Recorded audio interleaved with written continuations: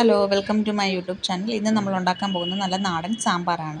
സാമ്പാർ ഉണ്ടാക്കാനായിട്ട് നമ്മൾ ഈ പച്ചക്കറികളെല്ലാം തന്നെ എടുത്ത് ചെത്തി വൃത്തിയായിട്ട് കഴുകിയെടുക്കണം.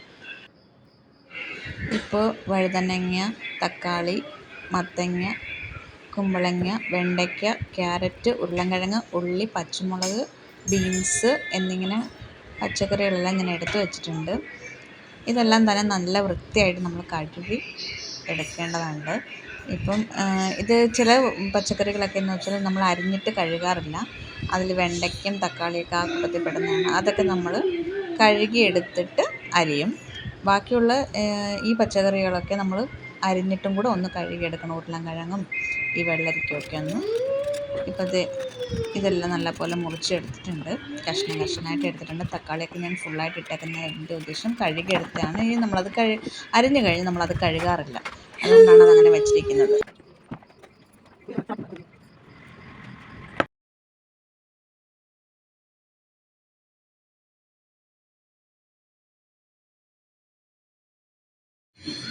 എല്ലാം എടുത്ത് വെച്ചിട്ടുണ്ട് ഞാൻ.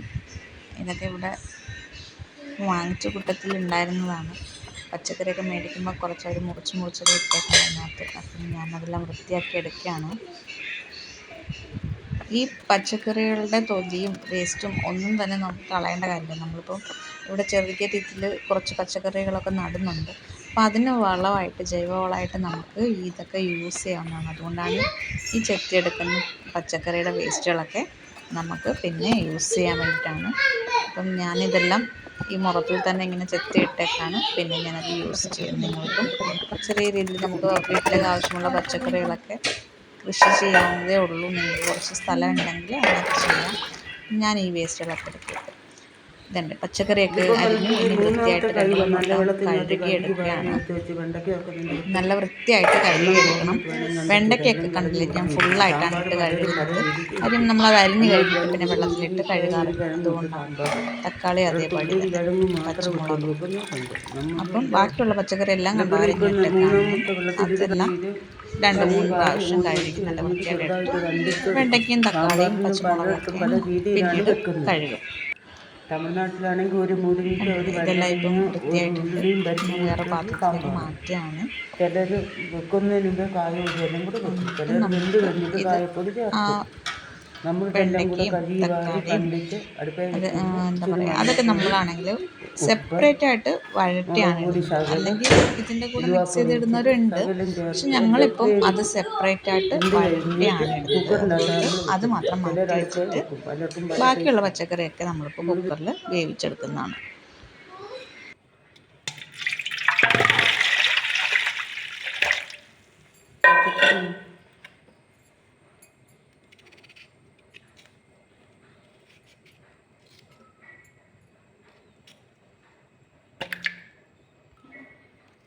പച്ചക്കറിയെല്ലാം നമ്മൾ കഴുകി വാരിയത്, എന്നാലും ചേമ്പും വെള്ളരിക്ക ഇതൊക്കെ ഒന്നുകൂടെ കഴുകി എടുക്കണം. അത് ചെത്തി വെച്ചാലും ഒന്നുകൂടെ അതിൻ്റെ ആ തഴുക്ക് കാണുമായിരിക്കും. അതുകൊണ്ട് കണ്ടിച്ചിട്ടിട്ട് ഒന്നുകൂടെ കഴുകാനായിട്ട് പോവുകയാണ്. പിന്നാണ് ഇത് കണ്ടിച്ചിടുന്നത്. മറ്റേത് ചിലതൊക്കെ കണ്ടിച്ച് വെക്കുന്നത്. ഇച്ചിരി ഉരുളൻകിഴങ്ങൊക്കെ ഇച്ചിരി വലുതായിട്ടിട്ടാലും കുഴപ്പമില്ല. അത് കുക്കറിനകത്താവുമ്പോൾ എന്ത് കഷ്ണങ്ങളായിട്ട് നമുക്ക് എടുക്കാൻ പറ്റും. അല്ലാതെ തീരെ ചെറുതായ കലങ്ങിപ്പോകും. എല്ലാം കൂടെ കുഴഞ്ഞ് പരിപ്പുകറി പോലായി പോകും. ഇച്ചിരി കഷ്ണമായിട്ട് കിടക്കണം. അതാണ് ഇത് ഇച്ചിരി വലുതാക്കി ഇടുന്നത്. ഒരു ചേമ്പ്, 2 ഉരുളക്കിഴങ്ങ്, ഒരു പടവലങ്ങ, വെള്ളരിക്ക, തടിയങ്ക,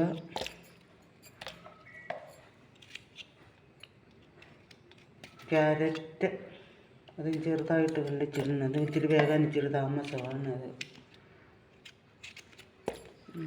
തക്കാളിയൊക്കെ ലാസ്റ്റ് വെന്ത് കഴിഞ്ഞിട്ട് നമുക്ക് തക്കാളി വെണ്ടയ്ക്കാൻ ലാസ്റ്റ് ചേർത്താൽ മതി, അല്ലെങ്കിൽ വെന്ത് കലങ്ങി പോകും.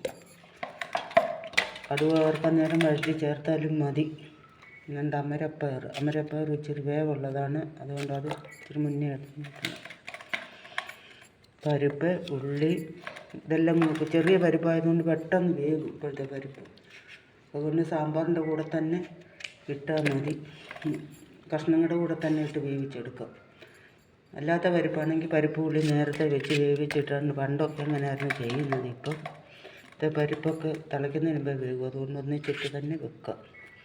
എല്ലാം ഞാൻ ചൂന കഴുകിയതാണ്, എന്നാലും ഒന്നുകൂടെ ഒന്ന് കഴുകുകയാണ്.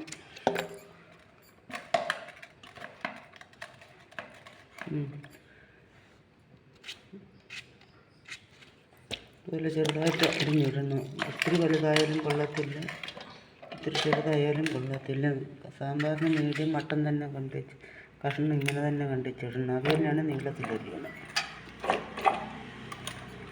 ശകലം മത്തങ്ങ, ഇച്ചിരി മത്തങ്ങയും കൂടെ ഇട്ടിട്ട് ശകലം ഇട്ടാൽ മതി, ഒത്തിരിയൊന്നും വേണ്ട. പച്ചക്കറി മേടിച്ചപ്പോൾ വീട്ടിൽ കണ്ടിച്ച് തരുന്നത്, അതുകൊണ്ട് നാളത്തേക്ക് ഇരുന്ന് എല്ലാം അഴുക്കായി പോകും. അതുകൊണ്ടെല്ലാം ഇച്ചിരി അങ്ങ് എടുത്ത് സാമ്പാറിന് ഇച്ചിരി കൊഴുപ്പും കിട്ടും. അടിപൊളി സാമ്പാറും കറിയും.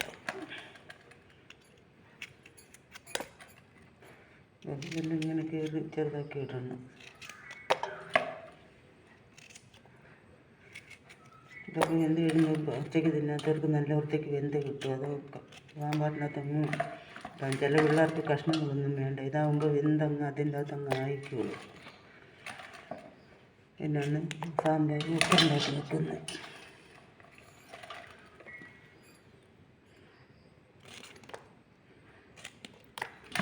മുടിയടിക്കുന്ന സാമ്പാർ.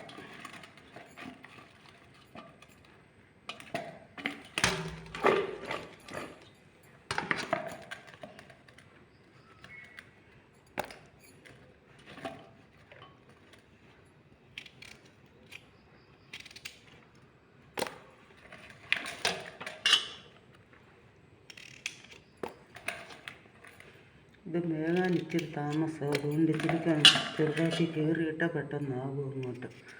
അല്ലെങ്കിൽ പിന്നെ അത് കഷ്ണമായിട്ട് കിടക്കും. കഷ്ണം ഇഷ്ടമുള്ളവരുണ്ട്, ഇല്ലാത്തവരുമുണ്ട്. അതുകൊണ്ട് അത് ചെറുതാക്കിയിട്ടങ്ങ് വെന്തുടയുമ്പോൾ എല്ലാം കൂട്ടാൻ നല്ലതാണ്. ഓക്കെ, വെണ്ടയ്ക്കായും വഴുതനങ്ങയും ഇത് വെന്ത് കഴിഞ്ഞിട്ട് ലാസ്റ്റ് ചേർത്താൽ മതി. അല്ലെങ്കിൽ ഇതിൻ്റെ കൂടെ ഇട്ടാൽ ശരിയാകത്തില്ല. വഴറ്റിയിട്ട് കഴിഞ്ഞാലത് കഷ്ണം, അല്ലെങ്കിൽ പച്ചക്കിട്ട് കഴിഞ്ഞാൽ അത് മൊത്തം കൂടെ അങ്ങ് കലങ്ങി ഇതാകും. അതുകൊണ്ട് കടുക് വറുക്കുമ്പോഴൊന്ന് വഴറ്റിയിട്ടാൽ വെണ്ടയ്ക്ക ഉടയാതെ ഇങ്ങനെ ഇരിക്കും. അതാണ് അതിൻ്റെ ഗുണം. അതുപോലെ മുരിങ്ങയ്ക്കായി ആ സമയത്തൊന്ന് ഇട്ടാൽ മതി, ഒന്നിച്ചിട്ട് അടിക്കണമെന്നില്ല. അതുകൊണ്ട് ആ കഷ്ണം എടുത്ത് ഇങ്ങോട്ട് വെക്കും. അല്ലെങ്കിൽ കുക്കർ 2 വിസിലടിച്ച് കഴിഞ്ഞിട്ട് അതിൻ്റെ മുകളിലോട്ട് ഇട്ടാലും മതി. ഒന്ന് മുരിങ്ങയ്ക്കായി ഇവർക്ക് മാറ്റി വെക്കുക. ഞാൻ ബാക്കിയെല്ലാം കൂടി ഇട്ട് അടിക്കുന്നുള്ളൂ. മുരിങ്ങയ്ക്ക കഷ്ണം വേണ്ടിയവർക്ക് ലാസ്റ്റ് ഇടുക, അല്ലാത്തവർക്ക് ഒന്നിച്ചിട്ട് അടിഞ്ഞ് കോല അതിൻ്റെ അകത്ത് കിടക്കും, ഈർക്കിൽ കിടക്കുന്ന പോലെ കിടക്കും. എല്ലാവർക്കും ഇഷ്ടപ്പെടത്തില്ല. അതുകൊണ്ട് പെറുക്കി മാറ്റിയത്. ഇത്രയേ ഉള്ളൂ സാധനം. നമ്മൾ നല്ല അടിപൊളി ഒരു സാമ്പാറാകും.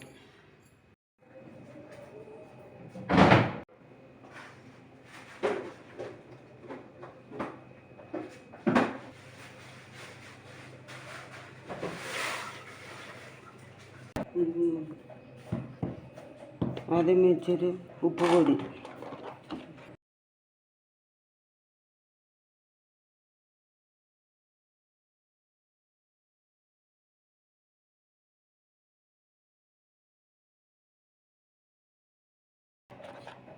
മഞ്ഞൾപ്പൊടി കഷ്ണത്തിന് പിടിക്കാം. അത് കഴിഞ്ഞിട്ട് ഒരു ശകലം മുളക് പൊടി പിന്നെ വഴറ്റി വേണം ചേർക്കാൻ. ഇതിപ്പോൾ ഒരു ശകലം പിടിക്കാനും വേണ്ടി മാത്രം.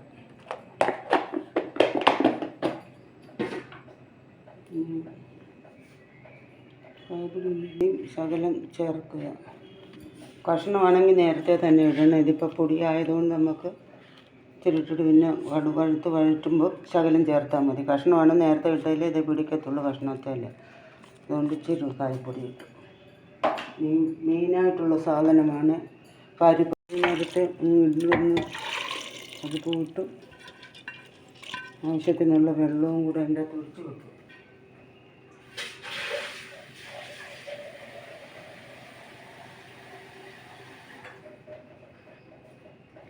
സാമ്പാർ വേകാൻ ആവശ്യത്തിനുള്ള വെള്ളം സാമ്പാറിന് വേണ്ടത്. ഇനി പിന്നെ പച്ചവെള്ളം ചേർക്കണ്ട. ഇനി ശകലം പുളി പിഴിഞ്ഞ് ലാസ്റ്റിൽ ഒഴിച്ചാൽ മതി. ഇച്ചിരി ഇതുണ്ട് കറിവേപ്പില തണ്ടോട് കിടക്കുന്നു. പിന്നെ ഇച്ചിരി മല്ലിയില ഇന്നലെ വാങ്ങിച്ച് വെച്ചിരുന്നു, അത് വാടിപ്പോയി. അതുകൊണ്ട് അത് ഇച്ചിരി വിളിച്ച് ഇടുകയാണ്. വരും, രുചിയും വരും. തണ്ടിടണ്ട മല്ലിയുടെ ഇത്ര വെച്ച് ഇനി ശകല ഇച്ചിരി ഉലുവായും കൂടെ ചേർക്കും. ഇത്രയും ചെയ്ത് നന്നായിട്ട് ഒരു 3 വിസിലടിക്കാനായിട്ട് അടുപ്പിലോട്ട് വെക്കുക. ഹൈ ഫ്ലെയിമിൽ 3 വിസിലടിക്കണം. 3 വിസിലടിച്ച് കുറച്ചിട്ടിട്ട് 2 എണ്ണം കൂടെ അടിച്ച് കഴിയുമ്പോൾ പതുക്കെ വാങ്ങി വെക്കുക.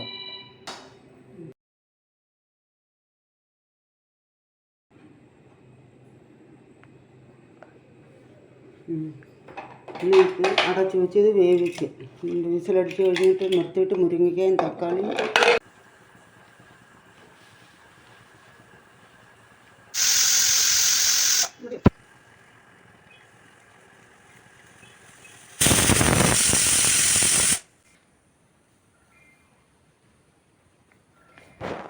നമുക്ക് കടുക് ഉറക്കുന്നതിൻ്റെ കൂട്ടത്തിൽ വഴറ്റിയിടാനുള്ള സംഭവങ്ങൾ ഇതെല്ലാം അരിഞ്ഞ് റെഡിയാക്കി വെച്ചിരിക്കുക. സാമ്പാർ ഒരു 3 വിസിലടിച്ചിട്ടുണ്ട് ഹൈ ഫ്ലെയിമിൽ. അതിനുശേഷം ഓഫ് ചെയ്ത് വെച്ച് അത് വെയിറ്റ് ചെയ്യണം, അതിൻ്റെ ആവിയൊക്കെ ഒന്ന് സെറ്റാവുന്നത്. അപ്പോൾ അത് തന്നെ തുറക്കും അത് കുക്കർ. ഇനി നമ്മൾ മുറിച്ച് വെച്ചിരുന്ന മുരിങ്ങയ്ക്കായും വെണ്ടയ്ക്കായും തക്കാളിയും കൂടി ഇട്ട് ചെറിയ 2 വിസിലടിക്കണം. അപ്പോഴത്തേക്ക് അത് നല്ലതായിട്ട് വേവും. വെന്ത് കഴിഞ്ഞിട്ട് കടുക് വറുത്ത് തക്കാളി ഇടുക. ഇതൊക്കെ ഇപ്പം വെന്ത് കലങ്ങിയാലും കുഴപ്പമില്ലാത്ത ആൾക്കാരാണെങ്കിൽ ആദ്യമേ ഇട്ട് ഒരുമിച്ച് അങ്ങ് ഇട്ട് വേവിച്ചാലും മതി. പക്ഷേ ഇതൊക്കെ പെട്ടെന്ന് വേവുന്ന ഐറ്റം ആയതുകൊണ്ട് ഇതിനെ സെപ്പറേറ്റ്, അതായത് ആദ്യത്തെ 3 വിസിലിൽ മറ്റ് പച്ചക്കറിയെല്ലാം വേവിച്ചിട്ട് പിന്നെ ഇത് ഇട്ട് ഒരു 2 വിസിലും കൂടെ അടിക്കുമ്പോഴത്തേക്ക് ഇതും വെന്ത് കിട്ടും. വഴറ്റേണ്ടവർക്ക് വഴറ്റി ഇടാം, ഇല്ലാത്തവർക്ക് ഇങ്ങനെയും ഇടാം. നമുക്കിപ്പം വഴറ്റിയില്ലെങ്കിലും കുഴപ്പമില്ല, ഇത് പച്ചക്കറിയൊക്കെ എങ്ങനെ എന്നാലും ടേസ്റ്റാണ്. നിങ്ങൾക്ക് കുറച്ച് വേറെ ഒരു ടേസ്റ്റ് വേണമെങ്കിൽ ഒന്ന് വഴറ്റിയിട്ടാൽ നല്ല രുചിയായിരിക്കും. അപ്പം ഈ പച്ചക്കറിയൊക്കെ ഇട്ടിട്ടുണ്ട്. ഇനിയിപ്പം നമ്മൾ അടച്ചിട്ട് 2 വിസിലും കൂടെ. ഇനി വെക്കുന്നത് നമ്മൾ ലോ ഫ്ലെയിമിലാണ്, ഈ തക്കാളിയൊക്കെ ഇട്ട് കഴിഞ്ഞിട്ട്. അപ്പം ലോ ഫ്ലെയിമിൽ ഒരു 2 വിസിലും കൂടെ അടിച്ച് കഴിയുമ്പം ഇതും എല്ലാം വെന്ത് കിട്ടും.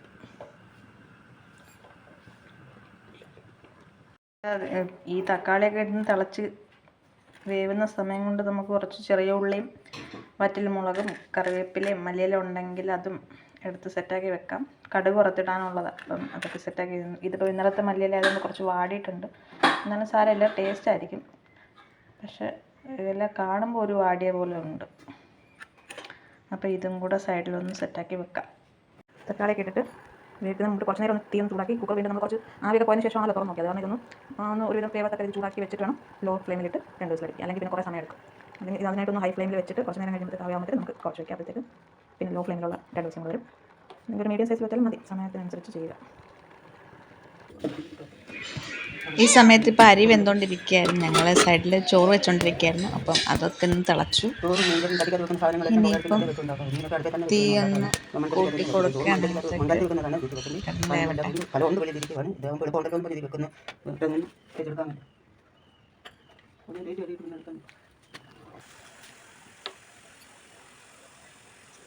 ഒരു വിസിലടുത്തുണ്ട്, മീഡിയത്തിൽ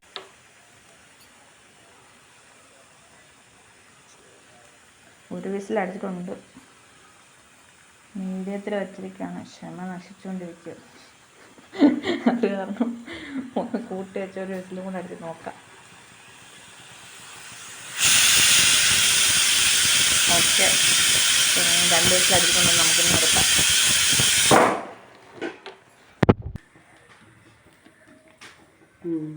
സാമ്പാറിന് കടുക് വറുക്കാൻ പോവുകയാണ്.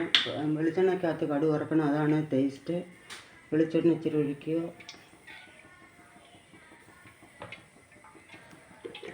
വെളിച്ചെണ്ണ ഇപ്പോൾ എല്ലായിടത്തും എല്ലാവർക്കും ഒന്നും കിട്ടത്തില്ല. അപ്പം നിങ്ങൾക്ക് എന്താണോ ഇഷ്ടം അതനുസരിച്ച് നിങ്ങളുടെ കുക്കിംഗ് ഓയിൽ ഏതാണോ അത് ചെയ്യുക. കടുക് ഇച്ചിരി കടുക് അങ്ങോട്ട് ഇടണം. കടുക് പൊട്ടിയതിന് ശേഷം മുളക് മുളക് ഇങ്ങോട്ട് കടുകിട്ടു. കടുക് അങ്ങോട്ട് പൊട്ടുന്നുണ്ടെ മുളക് ചിലർ ഞെടുപ്പ് പറിച്ചിട്ടിടും, ചിലർ ഞെടുപ്പോടെ ഇടും. പക്ഷെ ഞെടുപ്പ് പറിച്ചിട്ടിടുന്നതാണ്.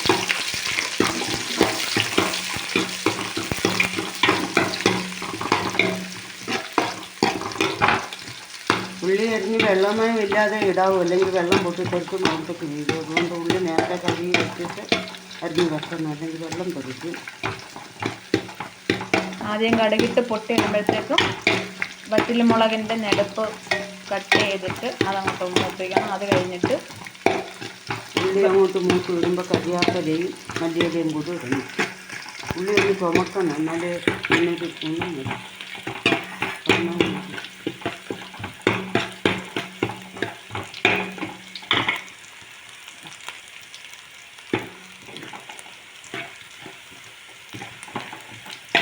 ശകല എണ്ണയും കൂടി ഒഴിക്കാൻ. മുളക് പൊടി ഇതിനകത്തൊന്ന് വഴലണം. ചിലർക്ക് വെളിച്ചെണ്ണ ഇഷ്ടം, ചിലർക്ക് പാമോയിൽ, ചിലർക്ക് സൺഫ്ലവർ. അവരവർക്ക് ഇഷ്ടമുള്ള ടേസ്റ്റ് ഉണ്ട്. പക്ഷേ വെളിച്ചെണ്ണയാണ് ടേസ്റ്റ്. ഇത് വെളിച്ചെണ്ണ ഇത് കടയിൽ കിട്ടും, എല്ലാ കടകളിലും ഉണ്ട് വെളിച്ചെണ്ണ.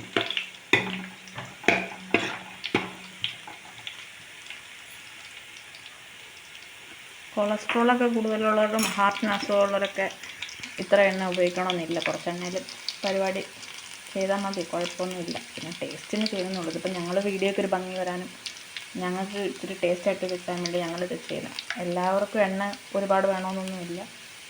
നിങ്ങൾക്ക് എന്താണോ ശരിയെന്ന് തോന്നുന്നു അങ്ങനത്തെ രീതിയിൽ കൈകാര്യം ചെയ്തേക്കണം.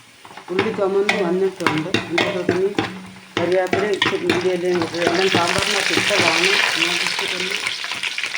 ഞാൻ പഠിക്ക് വേണം.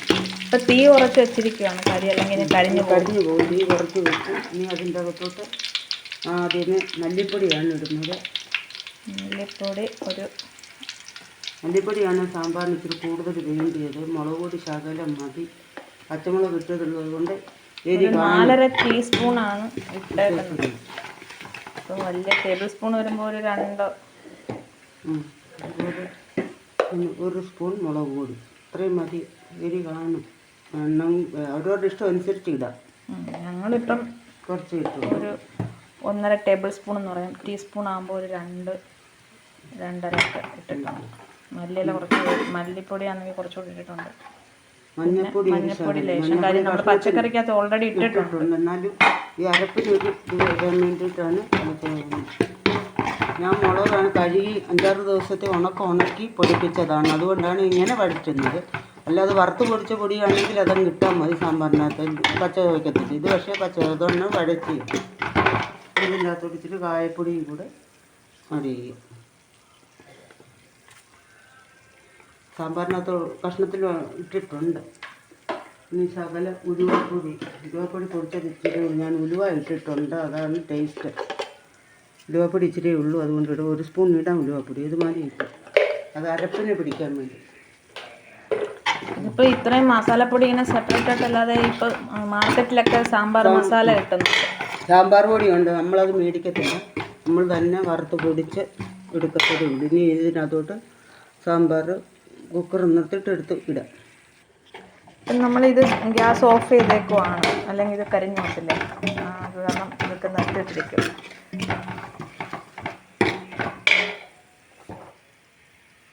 ഇനി കുക്കറിൽ നിന്ന് പച്ചക്കറി ഇതിനകത്തോട്ട് ഷിഫ്റ്റ് ചെയ്യുക, മിക്സ് ചെയ്യുക, എന്നിട്ട് നോക്കാം.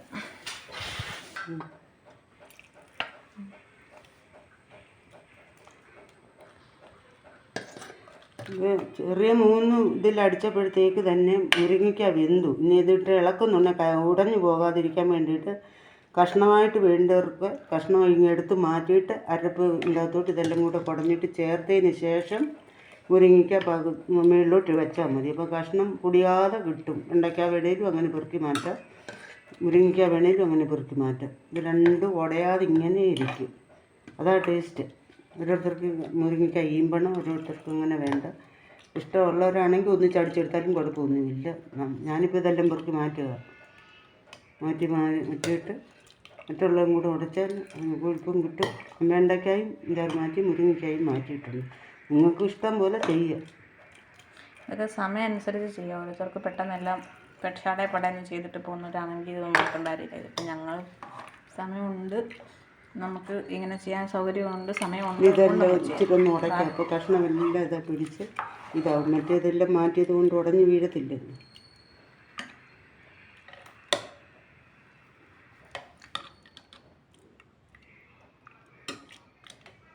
അരപ്പ് ചേർത്തില്ലേലും ഇപ്പം തന്നെ സാമ്പാർ നല്ല മണവുമുണ്ട്.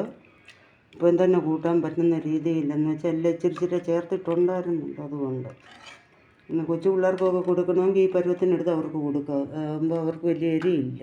ഇപ്പം നമ്മൾ പ്രായമുള്ളവരായതുകൊണ്ട് ഒഴിക്കുകയാണ്. ഇനി അത് കടുക് വറുത്ത് അതിൻ്റെ അകത്തോട്ട് അതൊക്കെ ഇത് ഒഴിക്കാൻ പോവുകയാണ്.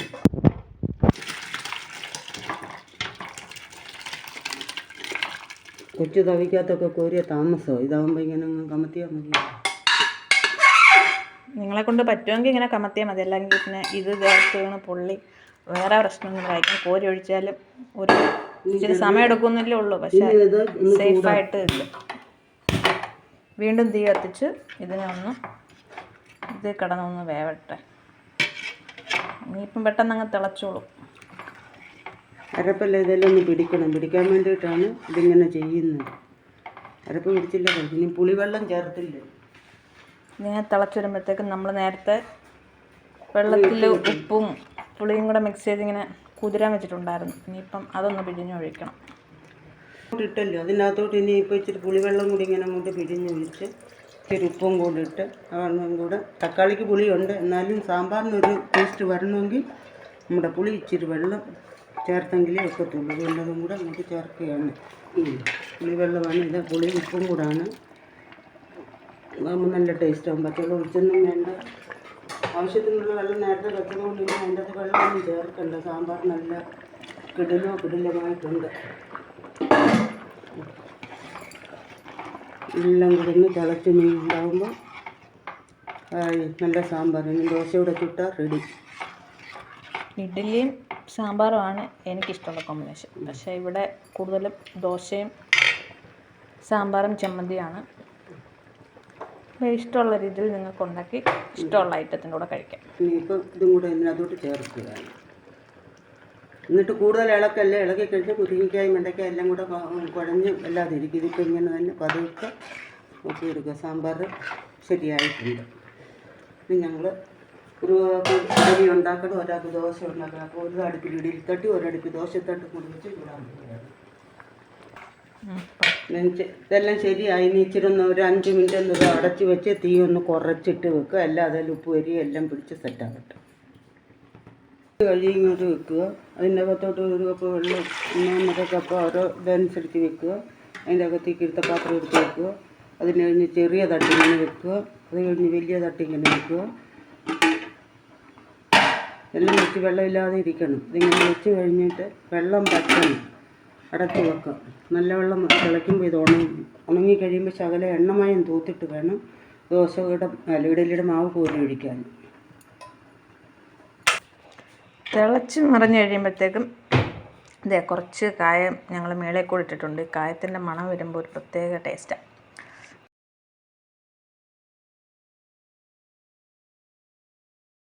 ഇത് അങ്ങനെ സാമ്പാർ റെഡി ആയിട്ടുണ്ട്. ഇനി മറ്റൊരു വീഡിയോയുമായി കാണുന്നത് വരെ എല്ലാവർക്കും നമസ്കാരം. Please subscribe my channel, share and support. Thank you.